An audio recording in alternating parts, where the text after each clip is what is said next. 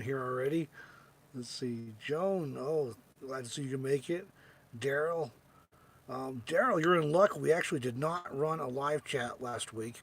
Um, we were, I think we were traveling or something. I just look at my book now. I know we didn't have one last week, so we didn't want to miss one of us at least doing something this week. So,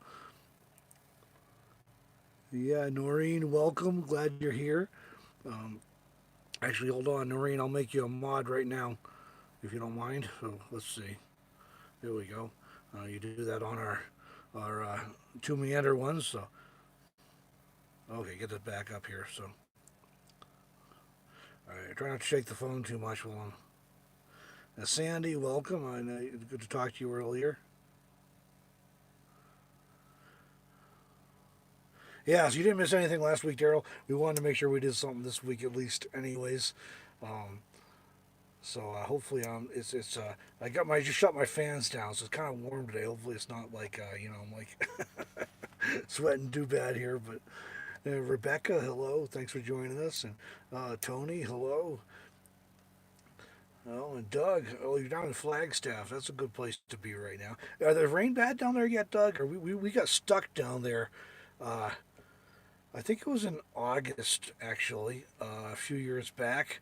Um, I was supposed to get up to my daughter's wedding in Gillette, so we ended up stuck with monsoon rains, and it was quite a process. I ended up going up, and Deborah stayed behind and kept there, took care of our equipment there, and a couple of her friends eventually got her rescued and got her out, and then I came back down and we traveled up to Witham together. She'd go to the wedding as well, but that was quite an experience. That we did not realize the extent of those monsoon rains, but and Noreen and Marie. Katie, hello, another New Englander here. Marie, yeah, these curtains. I don't know if in case everybody hasn't caught it. Or oh, Stephen, hello. Linda J from Texas, awesome. So yeah, these curtains. And for those who haven't caught it yet, there's actually gonna be a video coming about this. But my mother made these for me. The van came with some curtains. The doors had curtains, and I had a cab curtain here, which is this is the cab over here. Um, but the window ones were the door ones were getting a little bit frayed, and I wanted to get something to match. So my mother is a pretty darn good seamstress. She's actually a nursing manager, but she's retired now and she does a lot of quilts and all kinds of things. And so she was out in June visiting and said, "I'm going to make you curtains." So we got the measurements and she got them all done. I still got to tweak the bottom rods to I didn't measure quite right when I was getting measurements for it. But I gotta move the bottom rods. That's on my list. Hopefully tomorrow I'll get that done.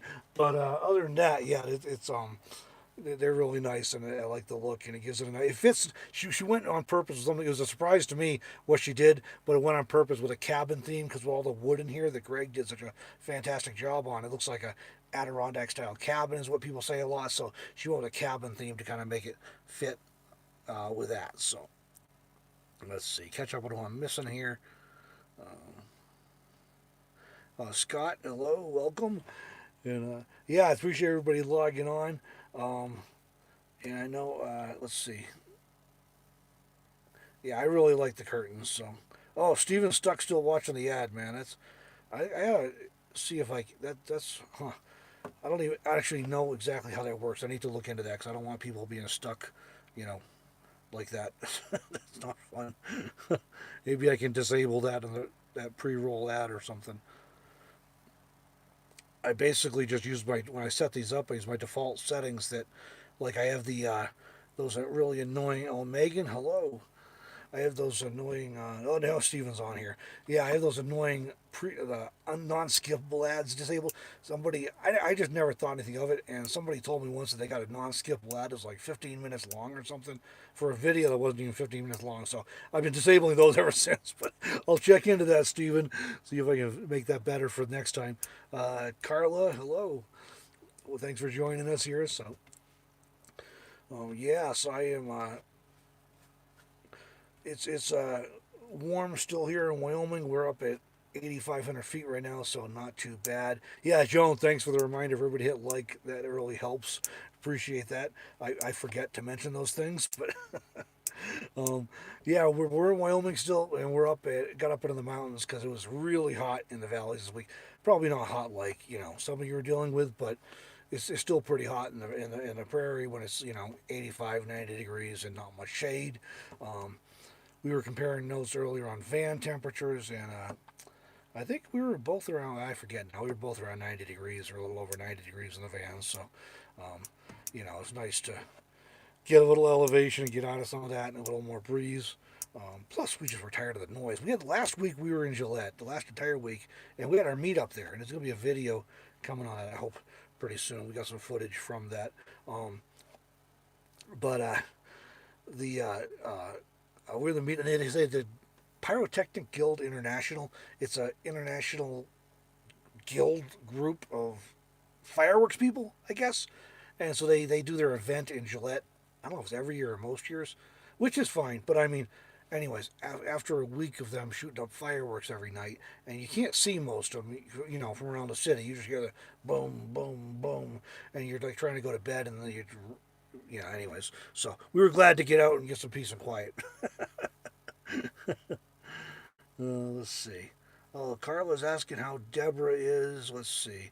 The van name, I still have not figured out anything for a van name. Everybody likes Footloose, and I got to admit, it's kind of clever. But Steven, appreciate that. But yeah, I don't want to. I mean, I don't want to torture people either.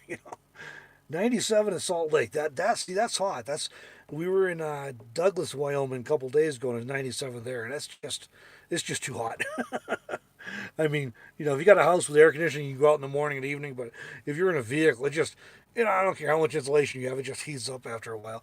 And best case scenario, if you're in the shade, you're still going to be 97 inside. But if you're in the sun at all and you need solar, then it's well over 100.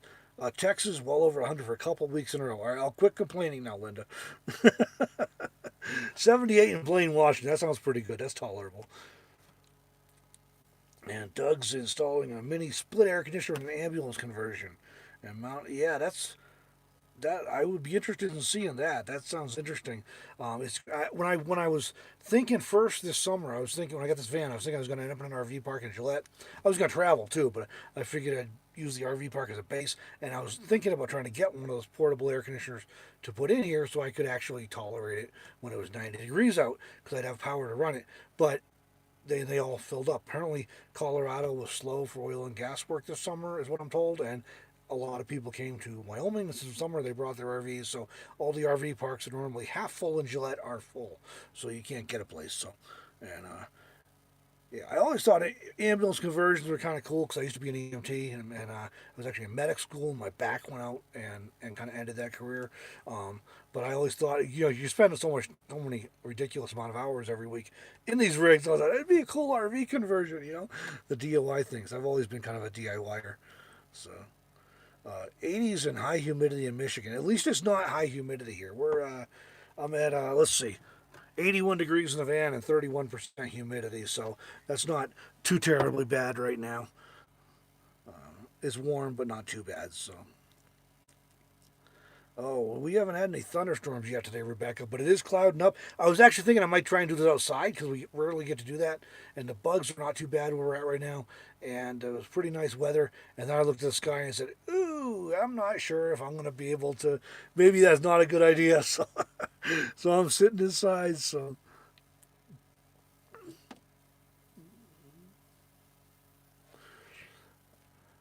yeah, I do have Scott. I do have the advantage with this setup right now. I'm hoping to get a little more solar, but I've got 100 watts on the roof with a flexible panel, and I've got a 100-watt rigid panel that uses a portable, and it's on a 50-foot cord. So I do have a little bit of flexibility there where I can, get at least 100 watts as long as I'm within 50 feet of the sun. So that helps.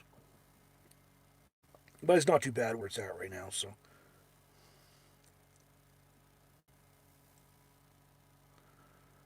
Oh, Laura's an album marauder for a name. We'll have to keep that one in mind. Banana's Joy from Michigan. Hello, welcome. Yeah, and Doug, your brown van, man. That interview we did with you was pretty popular on our Two Meander channel. That was people really appreciated that. So appreciate you doing that with us. And oh, Lola, hello. and Kimberly and Jana. Boy, appreciate everybody joining tonight. Um, all right, so one of the things I put in the thing I was going to talk about. Oh, Kimberly, I appreciate that shout out about the book. That's the fifth one I've put out, and by every measurement, that has been the best received of the bunch. And I think that's one part practice. That I mean, I was a journalist and stuff anyway, did a lot of writing, but you know, after five books, you hopefully develop a little bit of uh, develop some skills there.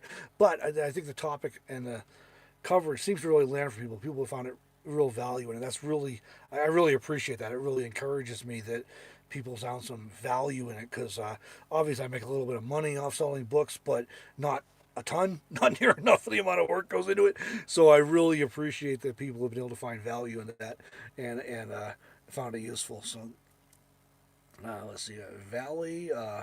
Oh, Valley, yes, Valley. I remember you. Yeah, we've communicated before. Thanks for joining us tonight. And Jane, Bruce in upstate New York. What part of upstate New York are you in, Bruce? I lived. I can still call home Cambridge, a little town of about 2,000 people, right over on the Vermont border, about an hour from Albany. So I always love meeting people or talking to people from upstate New York. Um, and no offense to New York City people, but when you're traveling, a lot of people think you say New York, upstate New York, and they think you mean like New York City. It's like no, no, no, no, no, upstate New York. You know. Oh, Doug, no, you got some good things to share in there. In fact, I've got some white foam board in these windows like you tipped me off on. So, yeah, so we got Lynn, thanks for joining us tonight. Candy, boy, yeah, thanks everybody for logging on. Howard, hello.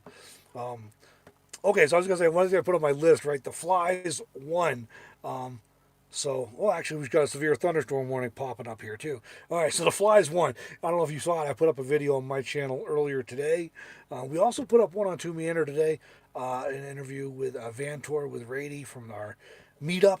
I think that's the last one from our Meander meetup in Rice Ranch last year. So we do have some more tours going, but I think that's the last one from the meetup finally. So I put up a video on my channel, just a fun little vlog I did about the Flies one. We tried to get out of Gillette. It was hot. We were tired of the noise. We went up into the Bighorns, and the last time we camped up there, we camped in this lovely meadow, and it was we were overrun by flies and bees and grasshoppers, moths too. Yeah. So these flies bite. We got flies out east, and they don't bite that I've ever experienced, and these flies bite. They're nasty. So anyway, um, so we went to this other place that I'd found while I was out exploring the spring. It's 1,000 feet higher, just gorgeous views, incredible vistas. And we got there, it was all socked in clouds. I mean, it was like misting and the rain. The clouds were so low, we were in the clouds, and there were no flies. It was great. Next morning, we were overrun by flies. So I made a fun little video about that. We talked about it. Deborah and I were like, we got to get out of here. This is ridiculous. We don't want to spend a week up here. So we took off and found another place, and we're in Medicine Bow National Forest right now, which is still in Wyoming. And that one throws people because they think people tend to think forest and trees. And Medicine Bow does have trees, but it's also got a lot of pasture and prairie land. So it's kind of a mix, but some really pretty scenery here. And when we're up over 8,000 feet, so we're similar elevation, so it's not as hot as in the valleys. So that's cool. So, but the flies won. They ran us out. I don't know why they're so bad there. We've run into the same thing in Sundance, where we like to camp in the Bear Lodge Mountains. One thing that we noticed is that there were cattle around. And I've had several friends mention to me today that they've always told found the same thing. Anytime there's cattle being grazed, that they tend to be a lot of flies. And again, go back to like my experience out east, you see that around like feedlots or dairy farms where there was heavy concentrations of manure and stuff, but not so much in open areas. But anyways, they're pretty terrible, so we escaped. So, so the flies won. They drove us out. So, all right, let's see what try to catch up on what I'm missing here. So, Deborah saw both videos. Great, I appreciate that. Oh, Lola, yeah, the flies were crazy. They just, and I shot a picture of Deborah's van instead of mine because mine's gray and black, so they really didn't show up. But Deborah's being white is just like, this is ridiculous. Oh, Doug's asking Speaking of Rice Ranch, there a date yet? There is, and it's on our Two Meander website. I'm gonna, off the top of my head here, I hope I don't mess this up. I think it's December 8th through 12. December 8th through 12. And the reason for that, we did it a little bit earlier because I know a lot of people were trying to travel and get home for Christmas. I was as well, trying to go back to Wyoming. So we wanted to make it easier on them. And that was as early as we could go without, if we did it a week earlier, we'd have been into the post-Thanksgiving travel thing. So we didn't want to crunch people who were at home for Thanksgiving and traveling and going back for Christmas. So we're trying that. We're also hoping it's going to be quieter. Usually it's pretty quiet in Corsight through November, and it starts building across December, and then January is pretty crazy. And oh, Joan, appreciate it. Joan just sent a tip there through PayPal. Appreciate that. Thank you. So we're hoping that will be a sweet spot because it was kind of noisy last year. It was not that bad the year before. Oh, Noreen, thank you. Appreciate that. There you go. There's the link. That'll have everything you need to know about it right on there. And thanks for asking about it, Doug. I kind of forgotten about that. So, Paula, hello. Daryl, yeah, flies are just, there's something about them so annoying. And it's bad enough when they're just annoying you, and they do annoy me. And we put screens up and stuff, but like every time you step in or out of the van, they just bombard you, and you can't go for a walk because you're getting bombarded and bit, and it's just, yeah, it just wasn't pleasant. So, I mean, I know sometimes you got to deal with it, but we didn't have to, so we didn't. Oh, Howard's asking about getting rid of mice eating wires. I have not run into that personally. I have not had a problem, knock on wood. Deborah has. The one thing, we know some people leave their hoods open. I don't have any information if that's helpful or not. The idea, I think, is that getting light in there, it will hopefully discourage them from getting in there. I also know we have a friend who, Alaska Jim, we have a video. One of our first videos on our Two Meander channel was an interview with Jim. He's a great guy. He works in Alaska, lives in Alaska, comes down to Arizona for the winter now. And so Jim came down, had his truck and storage, come down last year and had a whole bunch of mouse damage from chewing on stuff. And so he's got a little battery-powered, one of those little puck lights that is magnetic, and he's got it mounted under his hood, and that flashes all the time. And apparently that's supposed to help. Megan's mentioning peppermint oil. I've heard that too. So those are some things that may help. I don't have any hard scientific evidence. I wish I did. I have not had a problem. What Deborah's doing now, that she seems to be working for her, is she's making a point of starting her engine for a few minutes every day, and that seems to discourage rodents nesting in there. We had one got in Jackson last year. Well, at the same time we got to meet Noreen when she was up there, and they were they get in. We went down to Jackson, then into town because we were up outside of Jackson.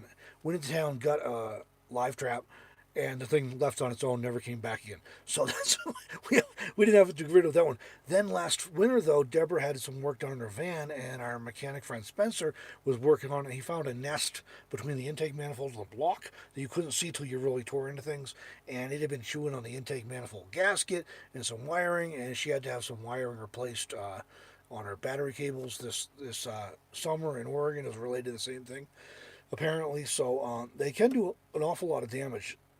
But so far, she seems to be having good success running her engine for a few minutes a day. I just haven't had a problem.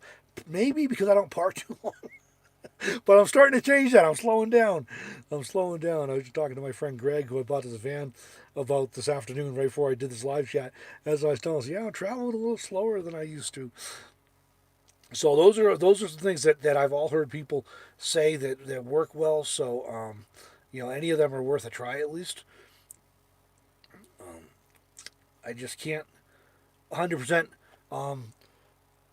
guarantee any of it. I wish I could, but those are some things that people recommend. Those three things, and let's see, Monument, Colorado, and okay, thanks for joining us. Okay, so yeah, some people are throwing some ideas in here that may be helpful. Anything's worth a try, I wish I knew of a fail-safe way to do it to keep them at bay. Lola, I think so. We had some people in the past did that, and I'm gonna have to get it with Deborah on this to make sure. We had some people in the past that did this, and there was I think last year what we did was a very inexpensive day use fee to come in. I don't know if that. I don't know what she's got lined up. Deborah has actually been the one in contact with Sean and Ann at Rice Ranch, so I'll have to get in touch with her, and we'll put an update on our website about that on that meetups page one way or the other, because I just don't know what you discussed with them about that. So,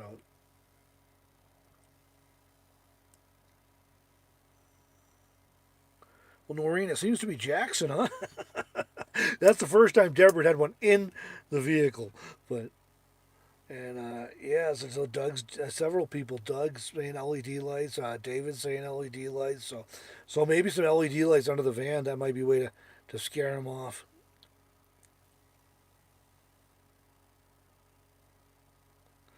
Oh, Steven's got motion detector lights. Okay, that might scare him off. Oh, Curtis, hello. It was good to see you. Let's see. Did I catch that, Noreen? I hope I got that one now. So I think I was a little behind there, but yeah, I think I got that now. So I got behind. Too busy talking. Okay, a few people asked about Deborah. We gave her the night off. Well, Janet, hello. Thanks for joining us here. So, oh, and Doug's saying multicolor seems to work better than white ones. Okay, cool. Um, this is the great thing about. I mean, none of us says like it's always great. We kind of crowdsource information about things that people have tried and found worked or didn't work. I've just been super lucky and have not had a problem. The closest problem I had was some ants that wanted to move in, and I swept and scoured everything inside to make sure there's no attractants. And Deborah had some organic non-chemical stuff that we sprayed around the trailer at the time, and it seemed to work. That's the closest to a problem I've ever had. I've been real fortunate. But several of you asked about Deborah. We gave her the night off. She's been sick and is resting now. She actually was in the hospital before we left, but while we were up in Gillette still. Was got some intestinal or bowel stuff going on, and she was almost they were almost thought she was going to go to surgery, but fortunately she was able to avoid that. They sent her home with some medication and a strict diet to follow for a while and get things under control. And so she's doing better now, but not back to 100%. So hopefully she'll be there from what the time frame they gave her. Hopefully in the next few days she'll be feeling much better. But she is improving, so we're grateful for that. But she's not quite 100%. So, and I will definitely pass along all of your well wishes to her. I appreciate that, and I'm sure she will as well. So, Lake Dallas, Texas, 100 degrees. That's just too hot, man. Man, that's too bad. It was we saw it was 97 in Douglas. We're like, we're getting out of here. We're going to the mountains, or we getting some elevation. All right, so yeah, that had a little excitement. We were leaving our fly-ridden campsite and coming to another campsite that fortunately only has a normal amount of flies. I mean, a few here and there, but it's not like crazy. We have a lot of grasshoppers here, but not too many flies. The mosquitoes don't come out till night, so it's pretty good. And we were told by one of Deborah's friends who telling us that sage helps to uh, discourage flies, and there's a lot of sage around here. You can actually smell it in the evening. So hopefully that's maybe that's a role there. We're gonna research that some more, see if we can find out about that. But in any event, the flies aren't bad here. But we're heading down here, and this van is running perfectly, and all of a sudden it decided to quit on the highway on me, and then I got started again, and it ran for a while and quit again, and so we went through this whole process. And I would let it cool down for a while and it run, and so apparently there's something. I'm not positive, honestly, if it's in the fuel system or the ignition system. I'm kind of thinking something electronic in the ignition system. But anyways, I was talking to my friend Greg, who I bought the van from, picking his brain and all the things, just to, experiences he'd had with it. 'Cause he had a different problem than I wanted. I asked him, is it the same problem? It's definitely different. And he got that fixed, but I want to know if that was, if it was the same problem, then I'd know where to start. And so I picked his brain on the things he knew about the van and what he'd replaced already, so I could probably roll that out. But the good news, I made it into camp, so I just got tomorrow it's supposed to be nice and cool, so I'm going to spend a little time working on it. It seems to be related to the heat because this is like one of the hottest days of the year, and if the sun was behind the clouds, it would run fine, but the sun would come out and it would start acting up, and basically you get a rich fuel smell, and Deborah was behind me, could smell it, and then it would start like losing power and then start misfiring and then stall out, and the engine light would come on. And of course it's a 93, so it doesn't have a normal code reader thing. As from what I've been reading online, you have to like plug a jumper into wire into a outlet under the hood and count blinks, and boy. So I'm gonna work on it tomorrow. see, see what.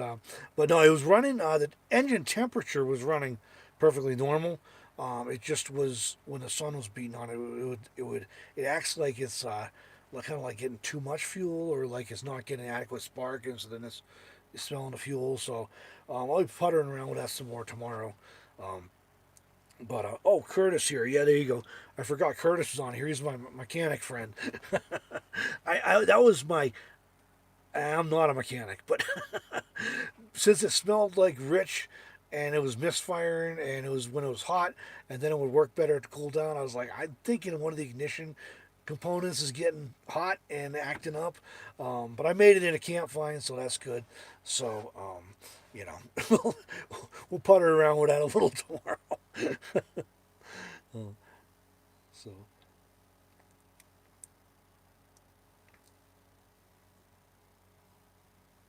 But appreciate that, Curtis. That's kind of the direction I was thinking, but that's I'm definitely not a mechanic, so yeah, hopefully not a computer or nothing. This one's a little bit primitive, I think, though. From what I understand, I haven't actually looked inside of it, but um, let's see. And Joel's asking about possibly getting a minivan to travel in. I'm 5'11", and the particular van I had was, let's see, I think it was a 2001. It was a Chrysler Town and Country, and I had about 7 feet from the back door to the seat back fully when the driver's seat was fully reclined. So I was able to have about a foot to spare, basically. Initially, I had the bed all the way back against the. I had it lengthwise behind the driver's seat, and so I initially had it back against the back door, and had storage in front of it between the seat, and then later I moved it forward a foot so that the bed was right up against the seat back, and I put a shelf across the back, a 12-inch shelf across the back, and that worked out pretty well for me in terms of traveling and stuff. It's a great balance of, I think, of space and comfort versus gas mileage and easy to drive, be able to park anywhere. Obviously, you get a bigger van like this, you get a little more comfort, a little more storage. You also, it's a little harder to drive in a city and harder to park in a city. And this one is doing really good. I'm averaging 18 and a half miles a gallon, but I can get 26 or 28 out of the minivan. And both of those are driving slow. They're driving 60 or 65 with a cruise on. Deborah's van gets, 12, 14 miles a gallon. So there's a definite fuel savings with the minivan as well. The other thing with minivans these days is that as more people are getting into this lifestyle lately, it's getting hard to find a decent van at a reasonable price. So, it's a lot easier to find a minivan or an SUV than it is than the full size van.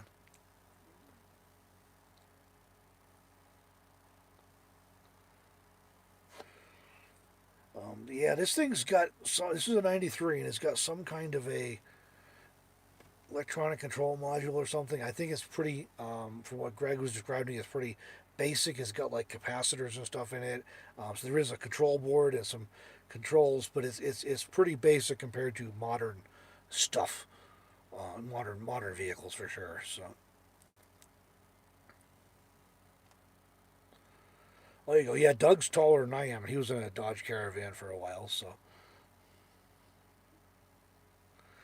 Oh, so Curtis is saying ignition coil, distributor, pickup coil, or ECU. I don't think you would smell fuel if it was a pump. I was wondering about that, Curtis. I appreciate that because it acted. At first, I thought it was like acting like it was running out of fuel, so I was thinking fuel filter, fuel pump. But then I noticed I was getting this really strong fuel smell that I could smell inside the van, and Deborah could really smell it behind me because we come out the exhaust pipe. Um, But what I noticed with it after a few times is that every time it would start to act up, I'd smell the fuel first, and then it would start to lose power and misfire, and then the engine light would come on, then it would eventually stall out. And after it, um, set for, I could start it right away, but it would still be sputtering. If I let it set for a few minutes, it would run fine. If I let it set for like half an hour, then it would totally run fine for a while, especially if the sun was behind the clouds. So, but it was one of the hottest days of the year. Um, so that gives me something to look at. I'm going to be looking at it a little bit tomorrow, see what I can at least do a little more research and hopefully figure it out. So, um, this one, yeah, Steven, this one had a catalytic converter problem and it's been removed. So, so it's not the catalytic converter. But unfortunately, my daughter ran into that a few years ago with her truck and her donut. I think it's a catalytic converter, and she had two of them. It was a dual exhaust system. I'm like, it was like just ridiculous. She had to trade the truck in because she didn't want to put two catalytic converters in that truck. So,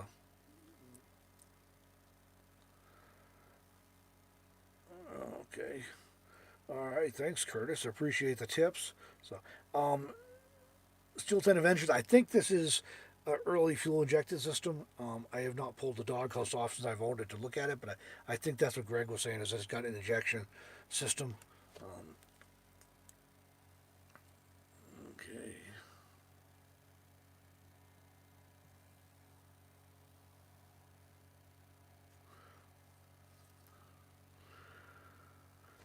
Oh, Kyle, sorry about that. Yeah, I'm on. This one's on my channel instead of to Meander. I appreciate the ideas, guys. I will definitely be looking into this tomorrow. Um, I've been running regular unleaded in this van, but at least 87, and I try and run the top tier, good fuel stuff. I did run several treatments of Lucas fuel additive through it when I got it, just because I actually had several mechanics recommend that, and I ran it through and had a good success with it in the past. So I figured it didn't hurt to run some through and see if it helped anything. But it was totally running fine until just that other day when I was coming down here, and it was super hot and it just was acting up. So I have not tried running it other than like moving into the campsite here since then. But so it does have new plugs and wires and stuff in it, distributor cap and the rotor, all that. Greg was real good about meticulous about staying ahead of that preventative maintenance stuff. So that's really good. That helps hopefully limit some of the things that it might be. And I gotta say, just on a related note here, you hear people say this all the time, nomads and stuff. It is amazing the number of really good friends I've made out here as a nomad. And I literally have more and better friends since being a nomad than I ever had living in, a fixed place in the city. So just one of those amazing things. And that's just people you can call up and they can call me, if something's up or text message or whatever, and you end up with this huge network of people that's just it's just amazing. Um, so just wanted to throw that out for anybody's thinking about doing it. You will not be lonely on the road unless you choose to be lonely. It's usually the opposite problem of trying to okay, I got to go hide and get some peace and quiet. So, and Lola's saying she's experienced the same thing. I heard people say that before I got on the road full time, and I'm like, not that I didn't believe it, but I'm kind of an introvert and whatever, and it's just definitely has proven to be true. So I got friends all over the country, and it's really just amazing. So pretty fun. But we're right now we're hunkered down anyways in Medicine Bow National Forest. Kind of one thing I'll try and do some troubleshooting on the van hopefully, and um, check do some work, get some things done. So we're kind of just looking forward to a few down days anyway. It's kind of been crazy lately.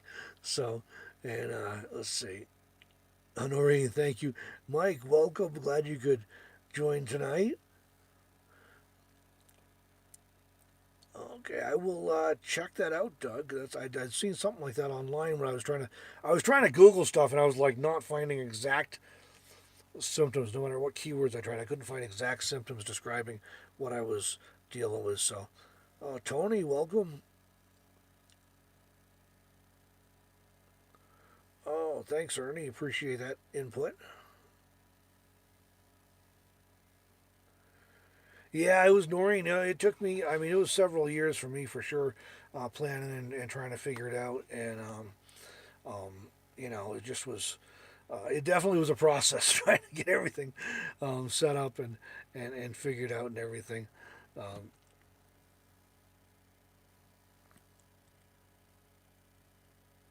oh man, yeah, mice under the hood. Mice are just like a terrifying thing because they do so much. They can do so much damage.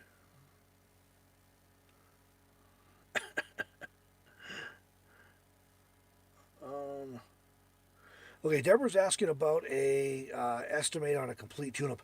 I am a terrible person to ask. 'Cause I usually do that stuff myself as much as possible. Then I turf out like more complicated things or more skilled things to um, real mechanics. um, I don't think I've had a tune-up professionally done on one of my vehicles in probably a decade. So I'm not really the best person to ask, but I know we have at least one mechanic on here, and other people maybe have had some done recently. Maybe some of you could weigh in with your experiences on that. I'd just be totally guessing, and it's going to vary some depending on the vehicle. I mean, four cylinder has more plugs and wires than an eight cylinder. Some of the newer ones have far fewer parts to replace when you do a tune up, and you might do tune ups every 100,000 miles instead of every 20 or 30.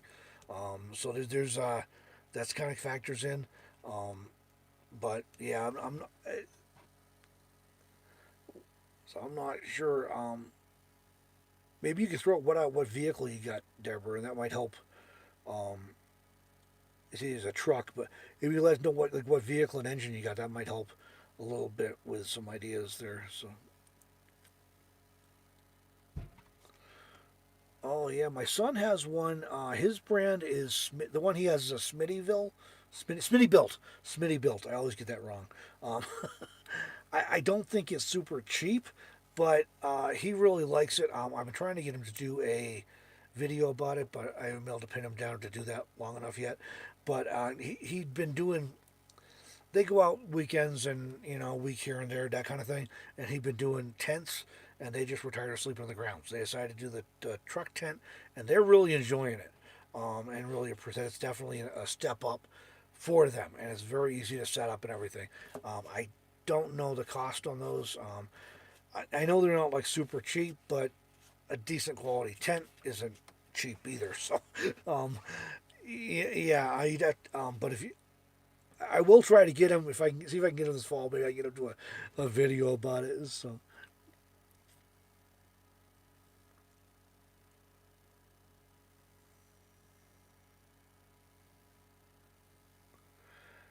so I'm catching up here. So,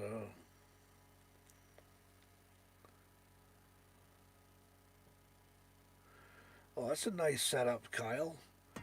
Conversion van with air bed, toilet, fridge.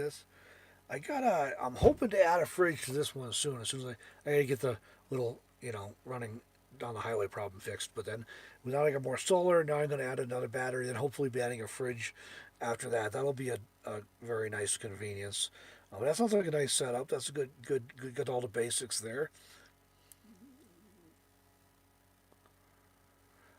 Kyle's asking about tune-ups. It's going to depend a little bit on your vehicle. In the old days, it was plugs, wires, uh, spark plug wires, like a distributor cap, rotor, maybe some fuel filter, air filter.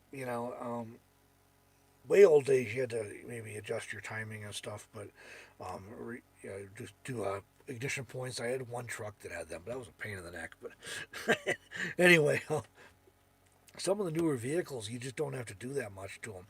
They don't have a distributor cap or a rotor. They have coil packs that last until they don't work anymore. So you just replace some plugs and wires, and they're rated for like 100,000. So I mean, you can on a newer vehicle, there's actually a lot less to do than on some of the older vehicles, which is nice because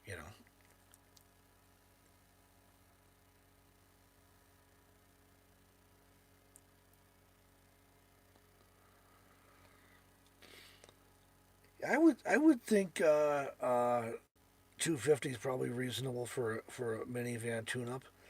and the again the four cylinders easier than the six. The V6s are kind of hard to get to on the front wheel drives. They're hard to get to the back ones. They may charge you a little extra for that.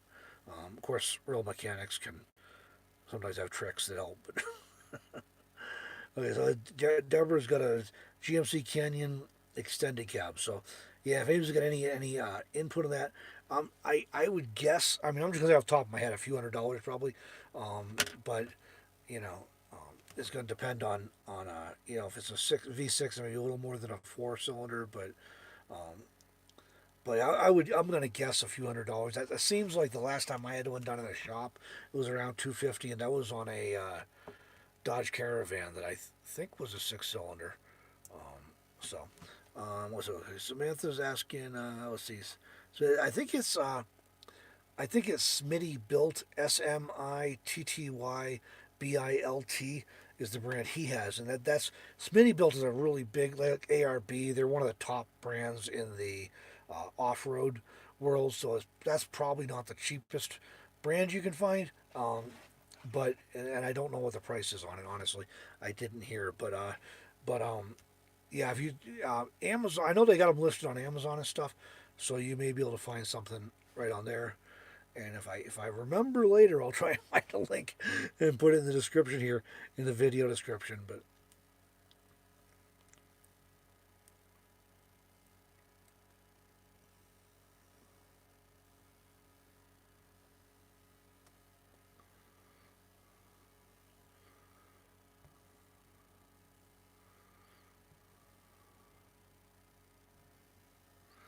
oh, Sheila's asking why Deborah's not. She's recovering from being sick, and she's resting tonight, and she is doing better. She's on the mend, getting better each day. But they told her what they gave was probably another day or two. She'll probably be in pretty good shape, but she'll be hopefully feeling much better within the next couple days. But she's just resting tonight, and said she may be watching, but she wasn't sure she was gonna even be commenting or anything. So yeah, if you have a local mechanic, Megan's mentioned a local mechanic, good reputation.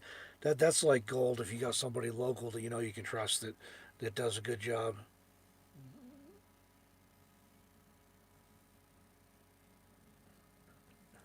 I won't even touch that one, late Lola. When I had a little Chevy, so I had a little Chevy Love pickup that is actually built by a Suzu, and it had, points and the old-fashioned ignition, and I couldn't find timing gun, so I had to go to a pawn shop, and they actually had one, and it was like $15. I'm like, oh, how much do you want for that? $12. We'll give it. All right. But I'd have to retime the thing every now and again, and well, it wasn't a big deal once I'd done it a time or two, but it was an adjustment coming from more modern vehicles that you don't have to worry about such things. So,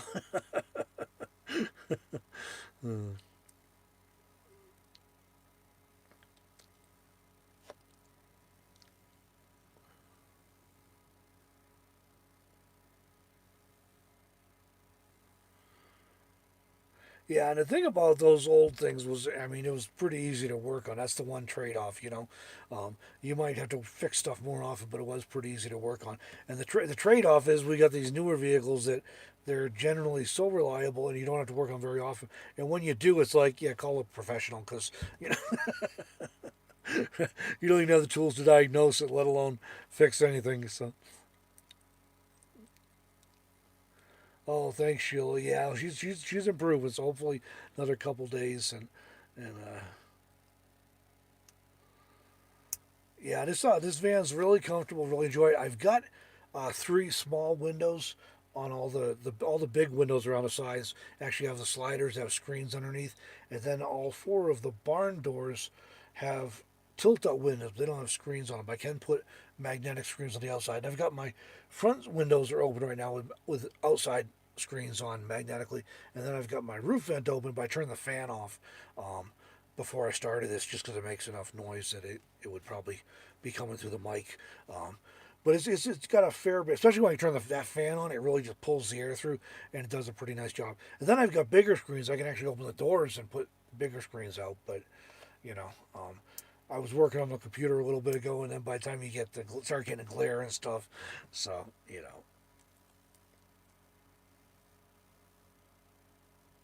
yeah, I got lots of light in here, which is really nice. I really enjoyed this van. It's working out really, really well for me. So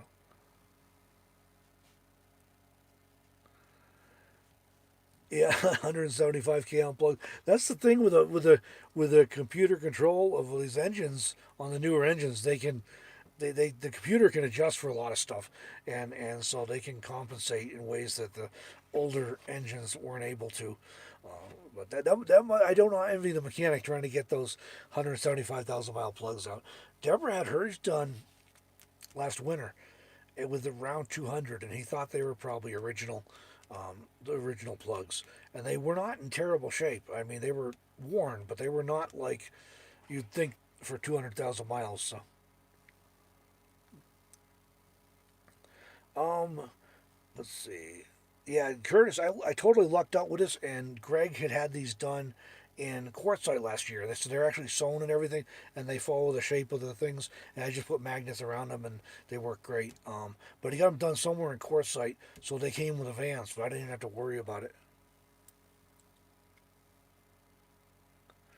Yeah, Kyle, I think that's probably kind of like what Deborah has. She has some on her side doors that have like magnets on or weights or something on the bottom, and then she puts them on the magnets. And they're with these vans, it's a little bit challenging because they're curved so much. You don't get quite as good of a if it's the same thing I'm thinking of, you know, quite as good of a seal as you might with like a trailer or a bus or an RV or something. But it does work anyway.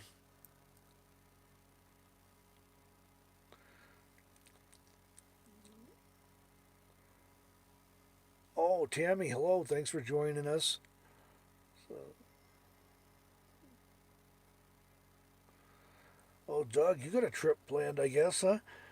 Up to South Dakota for ball joints and man, let me know if you're coming through this way, Doug. I'm in southern Wyoming right now, and but I'm heading back up to Gillette. I think either this weekend or Monday at the latest. But I'd love to meet up if you're coming through, and at least say hello or something. Let's see. Yeah, the we're playing our meetups in December, December 8th through 12th in Quartzsite. So, and Curtis, I will ask him where he got them from. I'll get in touch with Greg and ask him where he got them from and let you know. I know it was somewhere in Quartzsite, but I didn't ask beyond that because you already had them. So, um, well, Ryobi fan, I do not have that anymore. When we went into last spring, went into the one van with Deborah, there was just no way to fit. We had to get rid of like half our stuff. And so I was at my brother's house at the time, and I gave it to him because it could either run on the cordless batteries or you could plug it into a 120 outlet with an extension cord. So he was glad to have it. We're using his wood shop. Um, I think they're around $50 or $60 if you just get the fan and you don't get the battery pack with it. Because if you already got some tools, you maybe don't need the battery pack. I want to say it's around 6 hours on low. I hope that's right. It would not last like all night if I ran it all night. But you could put it on the extension cord and run it that way. What I'm running right now, actually, I got a couple of these. Um, Deborah got these for me. Two of these Holmes little. These are actually they have batteries in them, but they run on USB or they recharge the battery in USB, and they work. They're little personal fans. You get them from Walmart for like $10, and they work really well.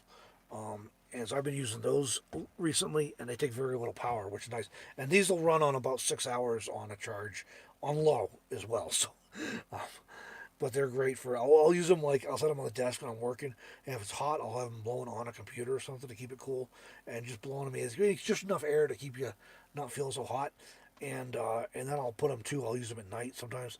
I also have a 12-volt one on the ceiling that blows down on the bed, which is nice too. And that one actually oscillates. But if I'm worried about my batteries being low or anything, because I have a small battery right now, I need to upgrade my battery bank. These are great because I can just set them next on the desk, right next to the bed, blow into the bed, and kind of stay cool.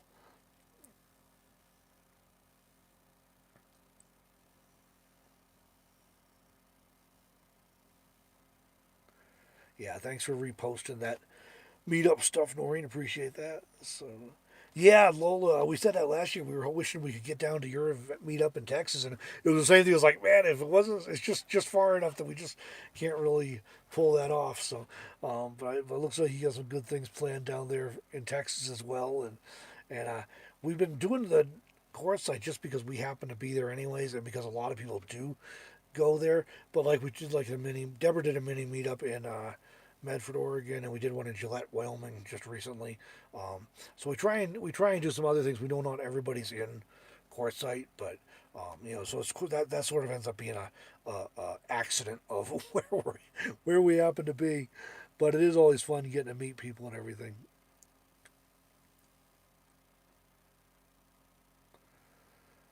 Yeah, it's a good ride, Doug. Yeah, cool. That's awesome you're able to do that though. But yeah, let me know if you're coming through this area, and I'd love to say hello when you're passing through. So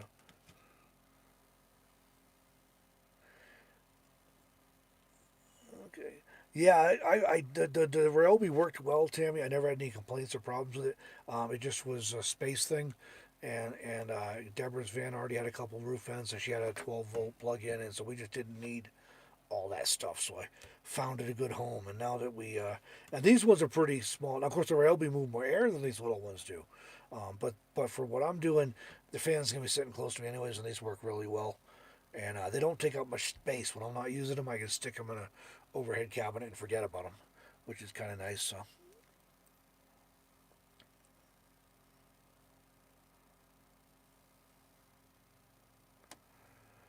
yeah, Steven, man, the first time I went to Texas, I went to the Panhandle once a bunch of years ago. We went a couple of years ago. We went down to the Gulf Coast.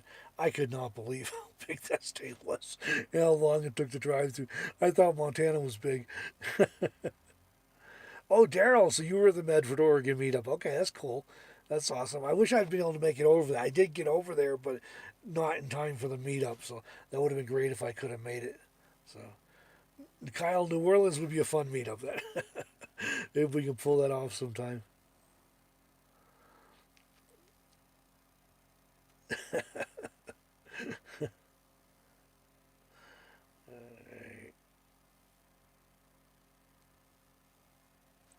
Oh, keep that in mind. Maybe bring a bike if I get down there. So we can drive across Scotland and back in less time than crossing Texas. That says something right there, man. uh, all right. Yeah, yeah. And Carolyn was there. That was kind of fun. They got to combine a meet up there, and that worked out well. So that was fun. Um, I was going to mention on my list too. 'Cause we've been almost an hour here now. I can't believe it's been that long already. These things always fly by. But um, next issue of Meanderings. I know not everybody does magazines and stuff. For those who are interested, it is all done except for one graphic I got to make for one section, and the final page where I do an article on the See You Down the Road page. That's all that's left, and we'll be sending it off for a proof copy. So I'm hoping to have a proof copy early part of next week, and then we'll get that. Get that printed if everything looks all right. So, really excited about that. This one's longer than the last one, and I'm excited because we shot a lot of stuff on purpose for the magazine. So I'm really excited um, to be able to, uh, to roll that out within the next week or two. So looking forward to that. So which brings me up. I was going to mention some of you might be wondering. We said a while ago we were like letting our personal channels go dormant, and I've been putting a few things up here and there on my channel, and one reason is just I was going to mention that one reason is just that I really missed it. It's like a creative outlet. I have fun with it, and so I wasn't able to maintain the consistency I wanted with doing all the other things we were about. But thanks, Dorian, for sharing that link. But I really missed it, so I've been as I have something that seems like good fit to stick on my channel. A surprise thunderstorm in Gillette, or getting chased out by flies, whatever. I've been popping them up. So, um, but I've been at the same time. I've been one of the YouTube gurus who I follow. We've had the chance to meet. He and his Sean Cannell, meet him and his partner both in Las Vegas last winter, which was fun. He recently put out a thing that he does that talking about his every 90 days he reviews everything he's doing and asks what should I continue, what should I stop, and what should I start. And I think that's healthy to ask that once in a while. It can look a little bit chaotic on the outside, like, oh, I thought you were getting rid of that or start. But I think it's still helpful to ask once in a while, is this really something I should be doing, or should I maybe be starting this? And there's definitely some things I want to be continuing, and that's uh, video and like meanderings. I have fun doing meanderings. That's a project, man. Not talking about shooting the photos or editing the photos. Just putting that magazine together is several days, several full days worth of work, at least doing all the layout and everything. But I have fun with it, and it's nice to put something out. That's kind of tangible, that you can hold and look at. So, and it's been really well reviewed. So we're looking forward to continuing that. Um, as far as stop, I don't know what might get stopped. I'm not sure. I'm still working through my process right now. Um, but then, like, there's a few projects I want to start too that I really think would be helpful to people and would be well received and would be good projects. But I got to figure out where to, shift things around to make the rooms. There's only just so many hours in a week, and I work way too many hours already. So, uh, let's see. Kyle's asking if we consider distributing meanderings via doctor's dentist's office. We Deborah has mentioned some marketing angles on that and getting it out there more, and that is actually a really good idea. Um, and we will have to. That's something we need to look into. We have not done that yet. So far, I've been focusing on just on kind of getting the hang of it and getting the flow for it. But that is definitely something we would consider because that would be a great place to put that kind of a product, a magazine, because it's a great thing to look through like that. Ah, Doug, yeah, sorry you couldn't make the meetup, but I totally understand. And honestly, we had about 5 people showed up, which was really cool. We didn't know how many people would show up to Gillette, Wyoming. It's kind of, middle of nowhere, for as far as nomads go, nomad roots go. But yeah, no, we understand stuff comes up. You gotta take it, take advantage of opportunities as they come along.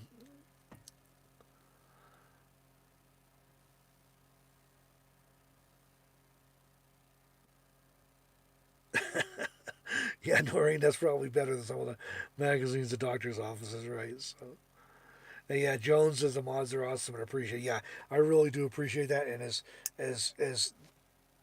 when you only have a few people on, it's not bad. But if you get a bigger chat, it's really hard to keep up with everything. And it's super helpful to have a few people who are just looking out for stuff that you may not see or to remind you of stuff or whatever. So we really always appreciate the help we get from our moderators. That's one of those thankless jobs a lot of times. We really appreciate it. So.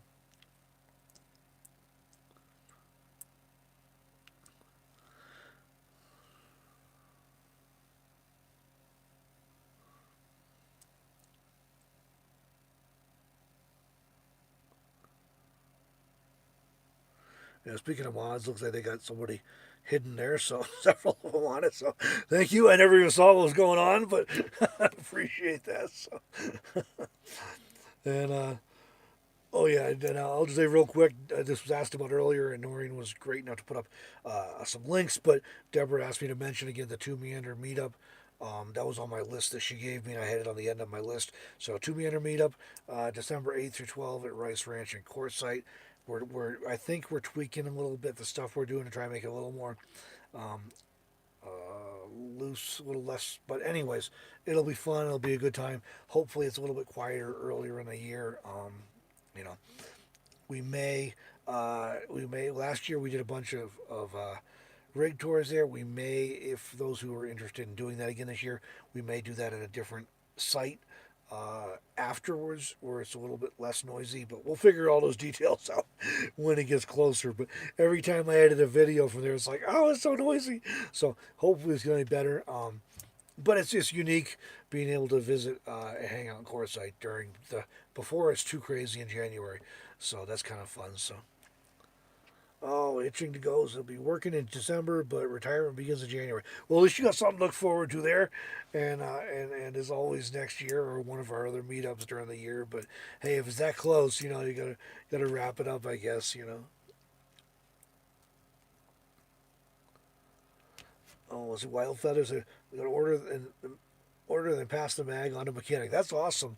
That's awesome. We've had a lot of people that told us that they got the magazine and enjoyed it so much they passed it on to a friend or family member, or they got it and like people kept coming over to their house and be like, oh, this is awesome, and they end up losing it and have to order another one. So that's really fun. I mean, that's really that's great that people are enjoying it, and I can only say that the next one's going to be better.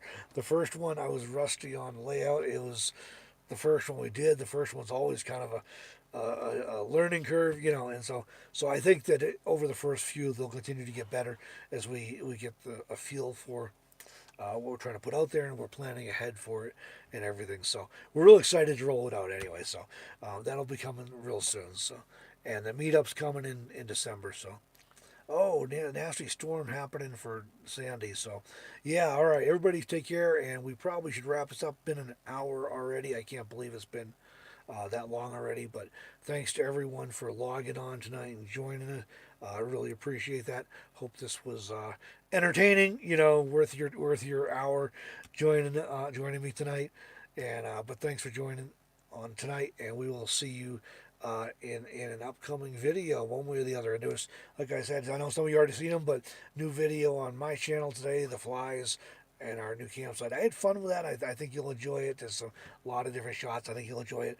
And then we put one up with a rig tour from Rady with a DIY high top custom van build that was done at the van that we recorded at our meetup, last one from the meetup. So hope everyone you have a chance to check those out and enjoy those. And we will see you down the road, everybody, or see you in the next video, or depending however we want to sign this off. All right, thanks a lot.